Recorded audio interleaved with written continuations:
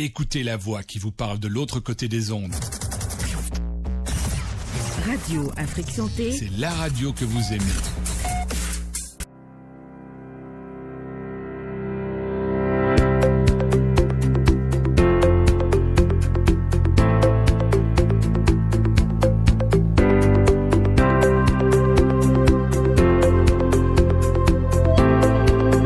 Mesdames et messieurs, bonjour et bienvenue à votre émission thématique en thème facile. Selon la Banque mondiale, les jeunes représentent 60% de l'ensemble des chômeurs africains. Dans la plupart des pays africains, le chômage des jeunes est au moins 2 fois supérieur à celui des adultes, souligne la Banque africaine de développement. Mesdames et messieurs, le chômage n'est pas qu'un problème économique, c'est désormais un problème majeur de santé publique. Oui, l'impact du chômage sur la santé est considérable. Ne pas être autonome financièrement, ne pas pouvoir manger à sa faim, nuit à la santé. C'est pour cela que cette émission est consacrée à l'autonomisation des adolescents grâce aux compétences de vie et à l'éducation financière. Et pour en parler, nous avons fait appel au directeur exécutif de l'ONG Action Sociale. C'est une organisation qui se bat pour l'éducation sociale et financière des adolescents au Bénin.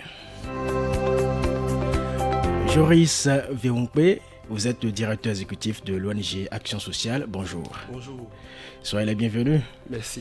Alors, l'éducation sociale et financière, de quoi s'agit-il concrètement? Ok. Je voudrais d'abord à l'entame vous remercier pour cette opportunité que vous me donnez de venir ici, de bénéficier de cette tribune pour parler du projet autonomisation grâce aux compétences de vie et à l'éducation financière, qui est un projet initié par Aflatoon International, le leader mondial en éducation sociale et financière, et financé par la Loterie nationale des Pays-Bas. Merci. Oui. Alors, dites-nous, ce qui nous intéresse ici, c'est l'éducation sociale et financière. Vous le savez, le chômage, qu'on le veuille ou non, il faut dire les choses telles qu'elles sont. Oui. Bas sont pleins au Bénin. Exactement. Et d'abord, je voudrais faire l'historique du concept de l'éducation sociale et financière. Allez-y. Je dirais que le concept de l'éducation sociale et financière a vu le jour en Inde, à Mumbai, au début des années 90.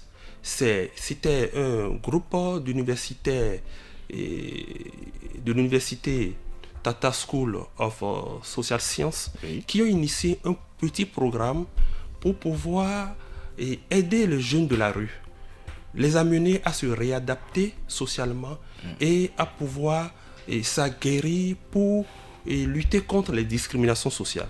Donc le projet avait pour objectif de faire cela. Mais avec les violences à partir de 1992, avec ces violences entre les musulmans et les hindous, ils ont estimé qu'il fallait intégrer à ce programme les enfants issus de ces deux milieux, de ces deux confessions religieuses.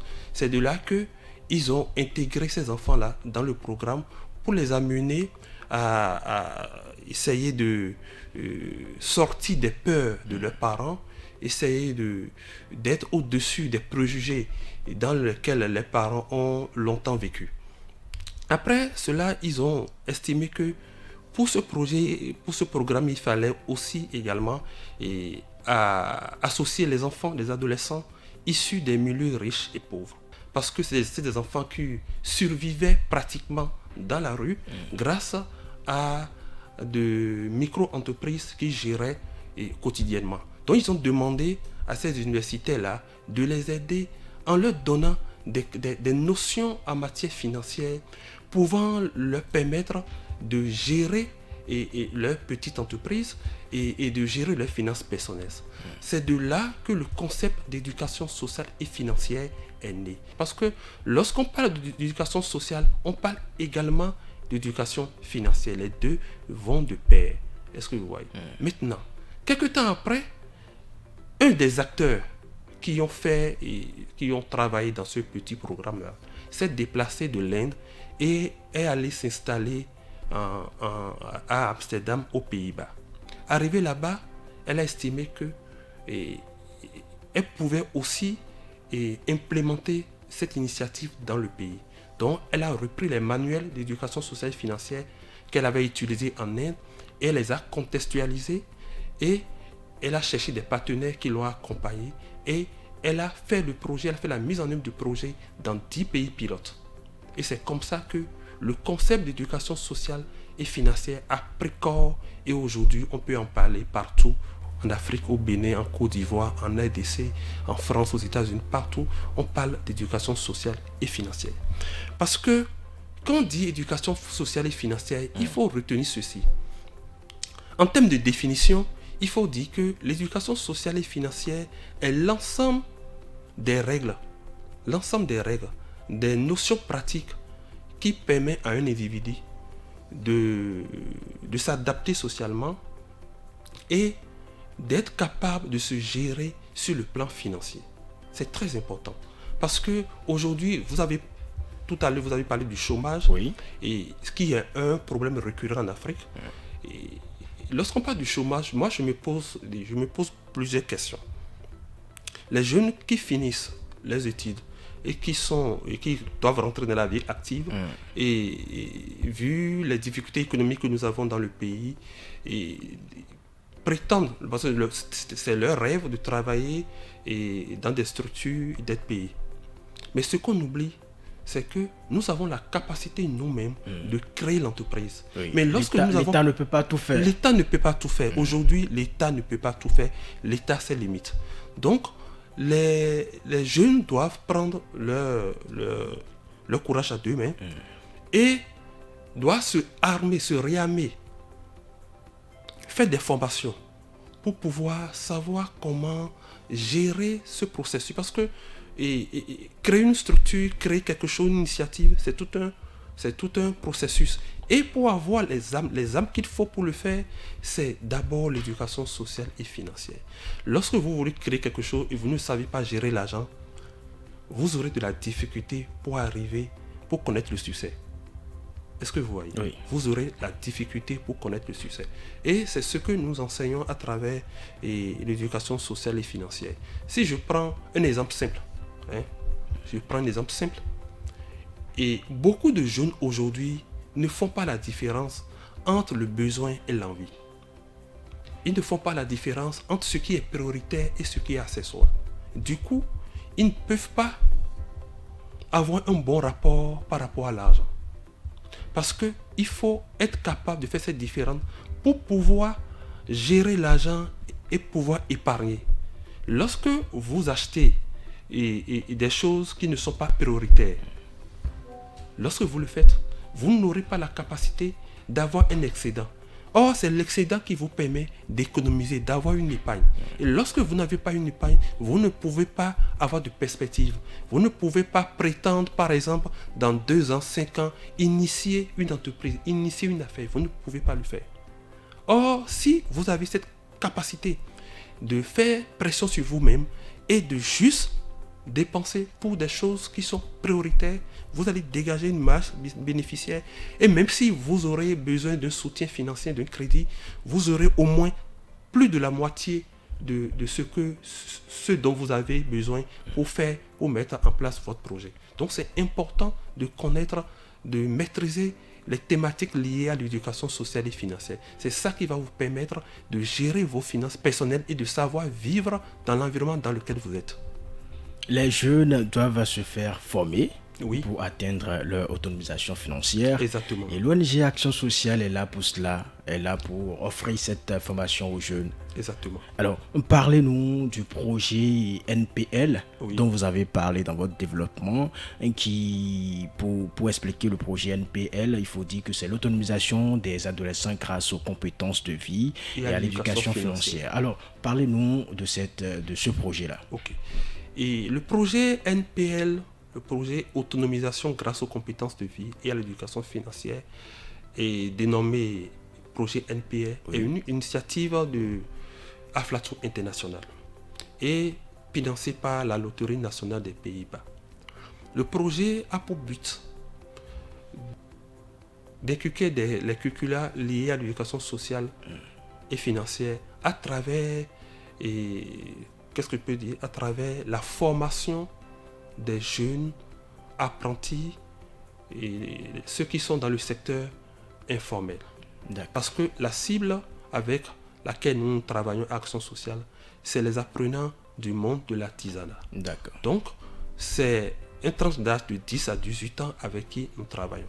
Donc, voilà, c'est le but du projet. Former ces individus, ces apprenants, pour que demain, ils deviennent des citoyens de type nouveau, des citoyens rationnels en termes de gestion financière et en termes des gens qui sont capables de s'adapter à leur environnement. Donc, le mécanisme de mise en œuvre du projet s'énonce sur 3 points. Premièrement, nous avons créé des clubs Aflatine. Nous avons créé une 50aine de clubs Aflatine composés d'au moins de 25 apprentis. Après la création des clubs Aflatine, nous avons procédé à la formation des facilitateurs. Les facilitateurs sont ceux qui vont dispenser les cours d'éducation sociale et financière dans ces clubs Aflatine-là. Est-ce que vous voyez? La troisième étape est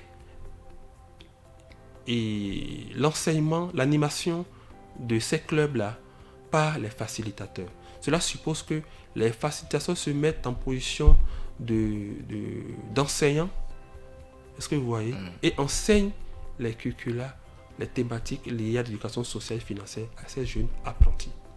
Je dois préciser que nous le faisons en tenant compte de l'environnement dans lequel nous sommes. Nous savons que les jeunes apprentis sont souvent, et la plupart sont déscolarisés, et certains ne sont pas allés à l'école. Donc nous tenons compte de ce paramètre pour pouvoir faire ces cours d'éducation sociale et financière. Et je pense que les retours que nous avons et des associations professionnelles avec qui nous travaillons et les retours que nous avons avec les bénéficiaires eux-mêmes sont satisfaisants.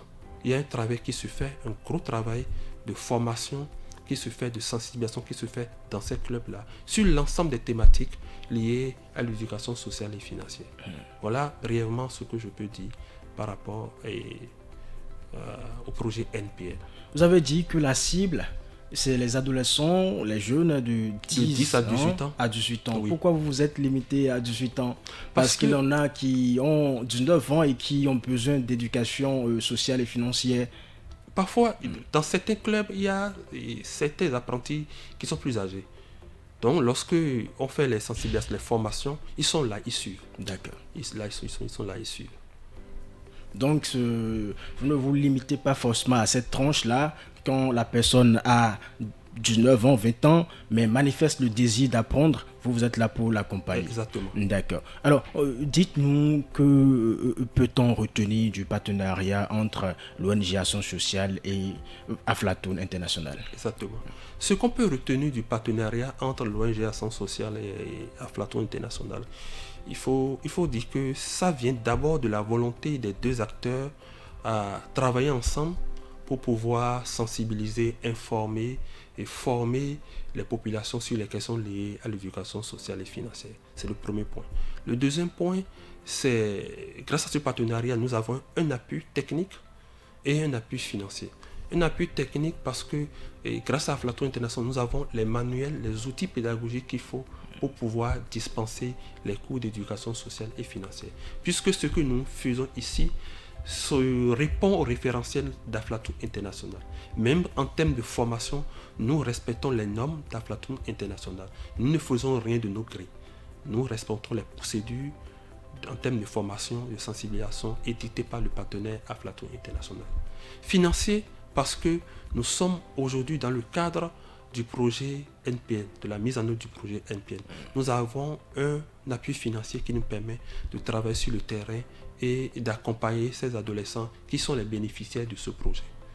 Maintenant, le troisième point qui est important parce que c'est le côté juridique, c'est le protocole d'accord que nous avons signé le 11 octobre 2022 avec Aflatoon International et en plus du contrat de mise en œuvre du projet NPN qui a été acté le 1er mars 2023. Ces deux aspects constituent la base juridique de notre relation avec Aflatoon International jusqu'à ce jour.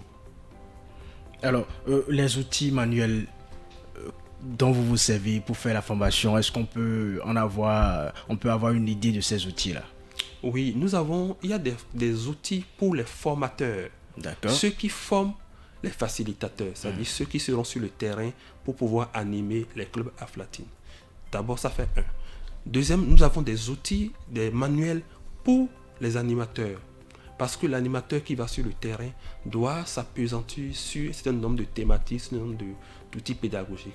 Donc, eux aussi, ils ont des manuels avec lesquels ils travaillent et avec les adolescents. En plus des manuels, il y a la méthodologie d'Aflatoon.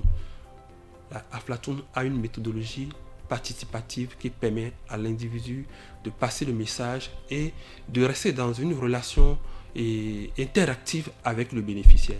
Est-ce que vous voyez? Donc tout ça fait partie des éléments importants de la formation que les facilitateurs ont reçus pendant les formations qu'ils ont eu à faire avec les formateurs Aflatoon. Et comment se fait la sélection des bénéficiaires?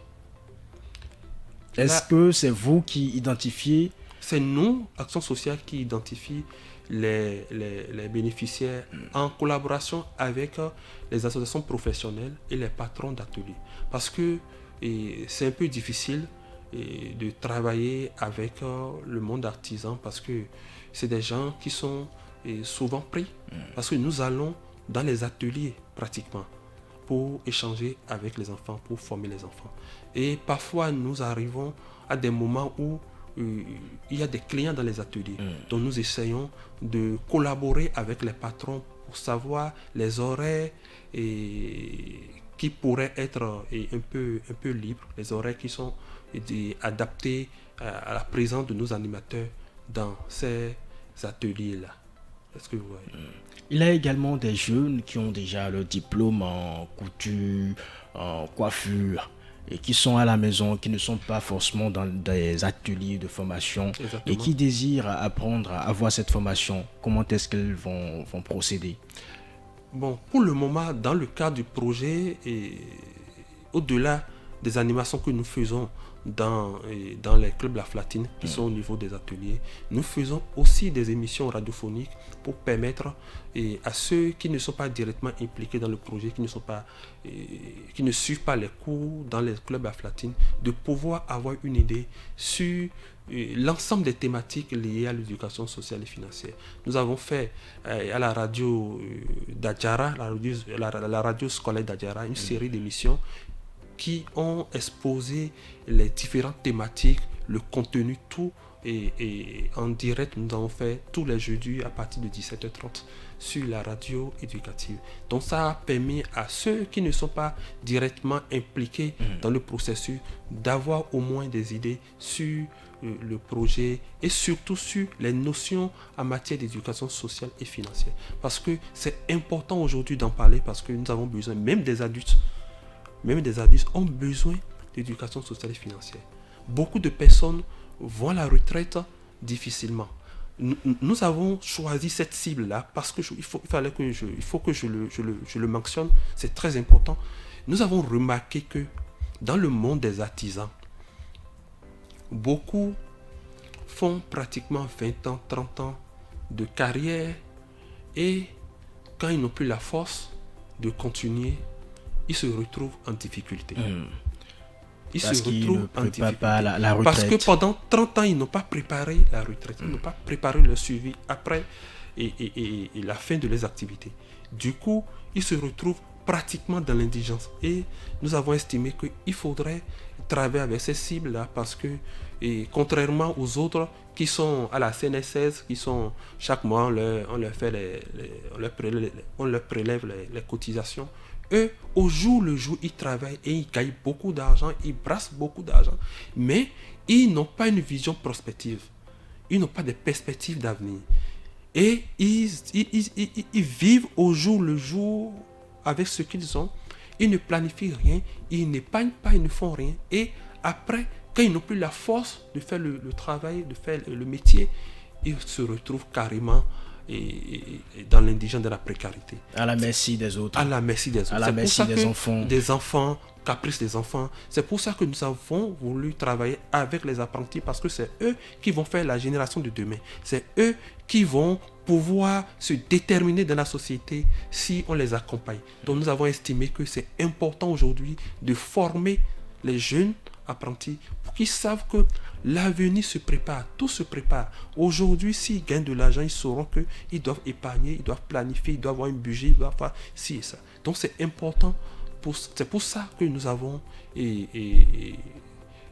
choisi cette cible-là et nous sommes en train de travailler avec eux. Alors, quelle est la principale clé pour une autonomisation sociale et financière? On aimerait avoir le secret par ici. Ce n'est pas seulement sur la radio d'Adiara que vous allez dévoiler les secrets. D'abord, ce que moi je conseille souvent, il faut que les jeunes apprennent à faire la différence entre ce qui est besoin, ce qui est envie. C'est important. Si vous ne faites pas ça, même si vous gagnez 900 000 francs par mois, vous ne pourrez pas économiser. Et si vous n'économisez pas, vous êtes exposé. Si on vous prend toujours, il y a un tel problème qui se pose, on a besoin de 100 000 et vous ne pouvez pas sortir 100 000, c'est un problème. Alors que vous travaillez au jour le jour. Vous savez, j'ai suivi, et lorsque le projet est arrivé au Bénin, nous avons eu des séances avec le partenaire et on avait eu la chance d'avoir un représentant de la Banque centrale qui était là et qui a estimé qu'on devrait intensifier cette activité au niveau du secteur de l'artisanat. Parce que c'est eux qui sont les premiers à commencer à gagner l'argent. Les jeunes apprentis que vous voyez là, même avant la libération, ils font de petits jobs et ils gagnent de l'argent. Bien sûr. Maintenant, mais souvent, on les retrouve en fin de formation et ils sont incapables de se libérer. Parce que en temps, le papa est malade, le papa a des difficultés. Or, tout le temps qu'il a gagné les petits sous, il n'a pas mis un peu à côté, il n'a pas économisé. Du coup, il n'a pas économisé pour son parchemin, pour son avoir son parchemin. Du coup, il est obligé de rester à la maison, de traîner et les conséquences sont parfois dramatiques. Donc, il faudrait qu'on en parle. C'est pour ça que nous avons plus insisté. Et comme je le disais, le plus important, c'est d'identifier, d'arriver à faire la différence entre épargner et économiser. Maintenant, lorsque vous arrivez à faire cette différence-là, vous allez épargner. Et si vous épargnez, vous pouvez avoir des perspectives. Vous pouvez avoir des projets que vous-même, vous pouvez financer. Mais si vous utilisez votre argent, vous mettez tout l'argent dans le passif. Parce que souvent, ce que nous faisons, nous avons l'habitude d'acheter trop de passifs. Des choses qui ne nous rapportent pratiquement rien. Vous prenez un jeune aujourd'hui, il travaille, quelques temps après, il fait tout pour acheter une voiture. Il économise par exemple 5 millions, il achète une voiture de 5 millions d'euros. Or, alors qu'il n'a pas une famille. Alors que il n'a pas une famille, il n'a pas d'enfant pour mettre dans le véhicule. Exactement. Il est seul dans son véhicule. Même s'il a une famille, et il achète une voiture il a 5 millions, il achète une voiture de 5 millions. Mais on pouvait investir de l'éducation dans autre chose financière, c'est une d'abord. erreur. Parce que cette voiture ne lui rapporte rien. Ailleurs, les gens, il a 5 millions, il investit l'argent quelque part. Ou et bien l'argent il prend un véhicule d'occasion pour les transports, pour prendre des personnes. Exactement. Et il a un retour sur investissement. Maintenant, si demain il a des difficultés, il sera obligé de vendre ce véhicule-là. Oui. Et si il va le vendre, ce n'est pas sûr que ce n'est pas à ce prix, le prix d'achat qu'il va le vendre. En temps, la voiture aurait déprécié. Sa valeur serait dépréciée. Et s'il doit vendre ce véhicule, il risque de le vendre à moins de 5 millions. Et comme ça, il est dans la perte. Il est carrément dans la perte. Donc, c'est des notions qui sont parfois basiques, mais très très importantes pour un jeune. Lorsque nous voyons Mark Zuckerberg, le fondateur de Facebook et tout, nous pensons que c'est des gens qui sont pas enchantement, ils sont devenus millionnaires. Non, c'est faux. C'est tout un processus. Des gens qui ont fait l'éducation sociale et financière du primaire au secondaire. Donc, dès qu'il a eu une initiative, il a monté sa boîte, les choses ont commencé. Parce qu'il sait ce qu'il faut faire. Il a déjà un bon rapport avec l'argent. Il sait comment épargner, il sait comment échanger avec son banquier. Il sait tout. Parce que tout s'apprend. Tout ça Joris prend en VOP, éducation. on vous aurait compris, Oui. au lieu de prendre un véhicule pour le luxe, un véhicule personnel, vaut mieux par exemple investir, Oui, vous pour avoir pouvez prendre tout un ce véhicule pour investissement. faire le taxi par Exactement. exemple. On vous aurait compris. Alors, quels sont les objectifs poursuivis par votre organisation à travers ce partenariat avec Aflatoon International? Ok. Les objectifs que nous poursuivons avec le partenaire, en premier point, je dirais que c'est de créer un cadre de coopération pour faire avancer la thématique pour le compte des jeunes et des adolescents. C'est le premier point. Le deuxième point, c'est de développer, de contextualiser les curricula d'Aflatoon. Parce que nous sommes dans un environnement africain et nous voulons le contextualiser ces manuels pour pouvoir bien passer le message. Le troisième point, c'est de planifier, d'organiser des ateliers de formation, des séances de sensibilisation pour les différentes cibles de la population. Le troisième point, c'est de former des formateurs et des facilitateurs pour quand même assurer, pérenniser l'enseignement de l'éducation sociale et financière dans de très bonnes conditions. Voilà. Alors, où en êtes-vous actuellement dans la mise en œuvre de votre projet? Pour la mise en œuvre du projet, nous sommes déjà presque à la fin de ce projet intitulé Autonomisation des adolescents et grâce aux compétences de vie et à l'éducation financière. Nous sommes presque à la fin et je pense que nous avons fait un travail énorme sur le terrain. Je profite de l'occasion pour féliciter les facilitateurs pour l'engagement et l'abnégation qu'ils ont eu à travailler sur le terrain d'arrache-pied. Je tiens à leur dire merci. Nous sommes pratiquement à la fin et nous avons des retours positifs par rapport à tout ce qui a été fait. Nous avons des retours des associations professionnelles, des patrons et aussi des bénéficiaires. Nous avons reçu la dernière fois en mai passé la coordonnatrice Afrique francophone Yara Mansour qui est de Aflatoon qui est passée nous voir et qui est allée sur le terrain avec nous, qui a vu le travail que nous avons abattu. Et sincèrement, elle a été ravie de voir l'engagement de toute l'équipe, les facilitateurs, les membres de l'équipe projet et aussi les membres de la direction exécutive de l'ONG Action Sociale. Nous avons fait un travail énorme et le plus important, c'est que le message puisse passer et que ce projet puisse permettre à ces jeunes-là de devenir demain des citoyens de type nouveau. Citoyens de type nouveau parce que nous voulons qu'ils soient des gens socialement adaptés, des gens qui soient capables de gérer de façon responsable et rationnelle leurs finances personnelles. C'est un projet qui va durer dans le temps? Oui, nous sommes à l'année 2 de ce projet et nous allons rentrer à partir de septembre dans l'année 3 et continuer l'aventure avec Aflatoon International. Toujours avec plus de bénéficiaires et comparativement à cette année. Après la formation, après cette éducation sociale et financière, j'espère que vous surveillez, il a un suivi des apprenants, des bénéficiaires tout simplement. Exactement, il a un suivi qui se fait et pour voir, parce que vous savez, tous les projets sont évalués. Donc nous faisons un suivi pour pouvoir permettre aux adolescents d'avoir le message qu'il faut. Actuellement, nous sommes même en formation avec les facilitateurs. Nous sommes en train de leur faire une remise à niveau, une formation de renforcement de capacité pour les rendre encore plus aguerris, plus efficaces sur le terrain. Joris VOP, je rappelle que vous êtes le directeur exécutif de l'ONG Action Sociale, basée à Porto-Novo. Oui, à beaucoup. À beaucoup. En face de l'ANES de la mairie de Porto-Novo. Merci d'avoir répondu favorablement à notre invitation. Merci à vous. Je m'en voudrais de ne pas préciser que vous aviez été mon patron il y a quelques années. Merci d'avoir été un patron exemplaire, un modèle. Merci d'avoir contribué à ce que je suis en train de devenir aujourd'hui. Merci à vous. C'était un plaisir. Bien de choses également à Eugène Aguebon, président du conseil d'administration de l'ONG Action Sociale.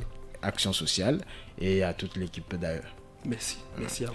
Joris Vempe, bon retour à vous à Porto Novo. Chers auditeurs, merci de nous avoir suivis. Nous espérons vous retrouver très prochainement.